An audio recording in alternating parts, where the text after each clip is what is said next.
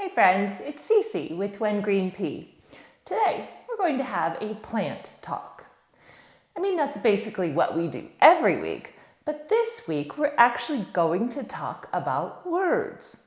I'm going to define and explain about 20 terms that will help you feel smart and communicate more clearly with the plant community.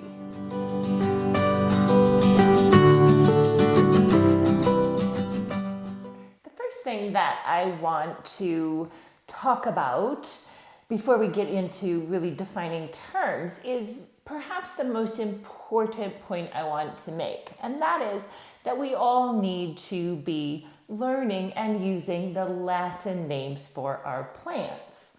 Why? Well, because it's clear, because this might be referred to as a pothos. It could also be referred to as a devil's ivy. Doesn't look like ivy to me, but really it's an Epipremnum aureum. Now when we use that term, then it's the same worldwide. Everyone knows what that plant is when you use those words. In fact, there are some plants that have pothos in their name that aren't even related to this plant. So that's one reason. Another reason is that some of the common names of our plants are potentially or actually offensive, that use slurs or just words that we don't need to be using as a supportive plant community. So I'll leave it at that. There's just no reason that we need to perpetuate those terms. So let's all make a pledge together that we're going to learn and try to use the Latin names. And don't stress about pronunciation. Latin is a dead language. No one knows how it's actually supposed to be pronounced. So whatever you say it with conviction and you'll have it right. The first set of terms that I want to talk about are basic botany. And the easiest way for me to explain some of these is to show you a cutting of an Epipremnum aureum. And this here is a stem, quite clearly. It's the part that comes out of the soil from the roots. Attached to the stem are petioles. Now a petiole attaches the leaf, to the stem. Now another thing of note here are nodes. These bumpy little nodules are called nodes, and these are where the leaves form, but also potentially where roots form. So you're going to propagate that plant. You're going to be sure that you've got at least one, maybe two nodes that you're placing into your water or substrate. And you can see that this plant has nicely rooted and is ready for substrate.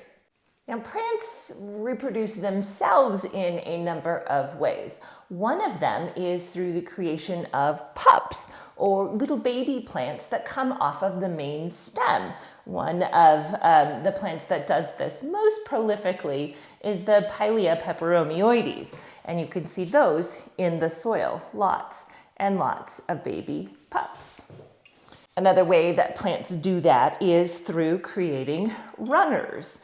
And this is a runner. So it comes off of the main stem, and it's just a little baby plantlet that can be placed in soil. Now, this plant has also created a few runners in here, and they're planting themselves right in the soil, and that's how the plant becomes a little bit fuller.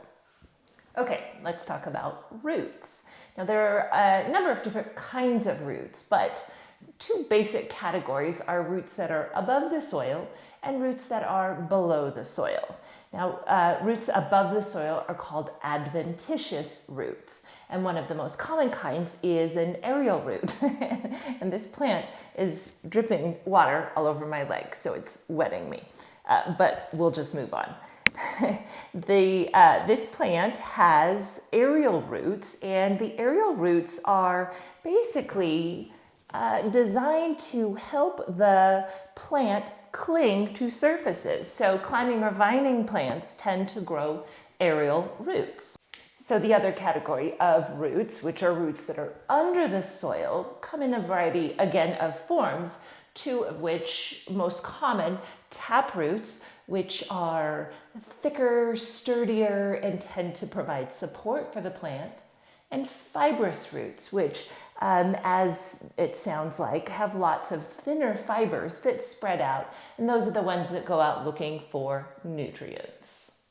There are a lot of different categories of plants that you will hear bandied about that aren't super specific or well defined, but let me just help to narrow those in. So a tropical plant. A tropical plant is basically any plant that comes from the tropics. Think green, viney, big leaves, anything that gives sort of a jungle look, jungle vibe. That's a tropical plant. Now another type would be a succulent. So a succulent is any plant with thick, fleshy leaves and the ability to store water. So those are usually pretty easy to identify. A third category we hear a lot about is an epiphyte. Now an epiphyte plant, it has the ability to live without soil. They are plants that generally grow on trees in the wild, so they have those aerial roots, they cling to trees, and they gather their nutrients from the tree rather than soil substrate. Let's define light. We hear all the time about this plant needs direct light or bright light, or this plant can tolerate low light or bright, moderate, indirect. What do all of those things mean? Here's what they mean.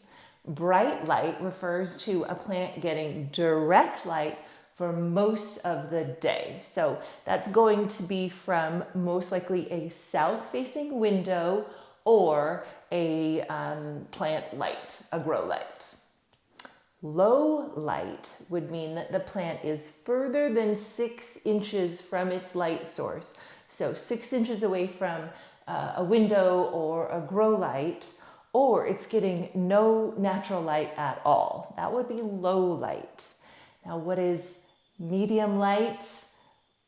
Everything else, virtually everything else. And that's the kind of light that most plants are going to like best. So moderate, indirect light. So either getting light from an east-facing window or out of the direct rays of the sun or the grow light. Now on to a list of terms that are sort of random, that don't have a category. Number one, variegation. So variegation means any variation on the color of a leaf. So this Tradescantia has purple and green variegation. Fenestration. Fenestration refers to holes or slits in a leaf. Now, monsteras have adapted to having fenestrations. And there are a lot of different theories as to why that has happened in the wild. And the most widely accepted theory is that as monsteras grow in the wild, they grow in the understory, the forest floor, and then they grow up trees. So they vine up trees reaching for the light. And the fenestration, the holes, the slits in the leaves, allow the light to pass through the leaves all the way down to the lowest leaves. So pretty interesting to know. We just like it because it looks cool. Propagation. Propagation is a super popular term that we hear a lot, and it just basically refers to making new plants from your existing plants. So via leaf cutting, stem cutting, separating, root separation, any of that is just propagating the plant, creating more plants out of your existing plants. Dormancy. Dormancy is hibernation for plants. Many plants that grow from bulbs tend to need to go through a period of dormancy or sleeping or dying off.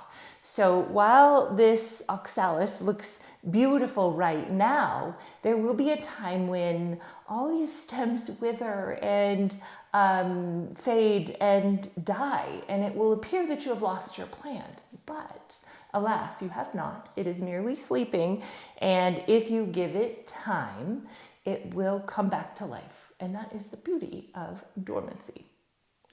Etiolation. I looked all over my house to see if I could find a plant that was etiolating so I could show you, but I don't have one, thankfully. So I'll have to just show you this picture that I found. So etiolation is when a plant typically happens to succulents that aren't getting enough light, where the stem stretches and gets really weak and is in a desperate attempt to get light. It's not good. And really the only way to cure that is to cut the top part of the plant off of its stem and then regrow from the top. You can't really fix an etiolated stem. Guttation. Guttation refers to those tiny droplets of water that you will sometimes see on a leaf's surface. It looks really cool and really pretty like dew on your house plant, but it actually means you've overwatered and the plant is trying to expel some of that water to prevent its roots from rotting. So it's a good thing, but not necessarily something that you want to have happen. Two terms that refer to the flowering of a plant. The first one is inflorescence. An inflorescence is a clump of flowers. Peperonia tend to bloom in inflorescence, and some people don't like how they look, and they're easy just to pluck right away. I think they're kind of cool. Now, the stem that the inflorescence grows on is called a peduncle, and if that isn't just the coolest word. The last term that I want to define today is phototropism. Phototropism is just the tendency of plants to lean toward a light source. So it is different than etiolation in that the plant is getting enough light. It's just leaning toward it, sort of like, oh, that swarm, it feels so wonderful. In etiolation, remember, the stem gets really long and weak. In phototropism, the whole plant sort of leans toward the light source. So the way to keep your plant balanced is just to turn them regularly so all sides get that bathing in the sun. Thank you for watching my video. I hope that it was informative and perhaps something that you will save and refer back to. If you have any other planty terms that you want me to define or explain, leave them in the comments below.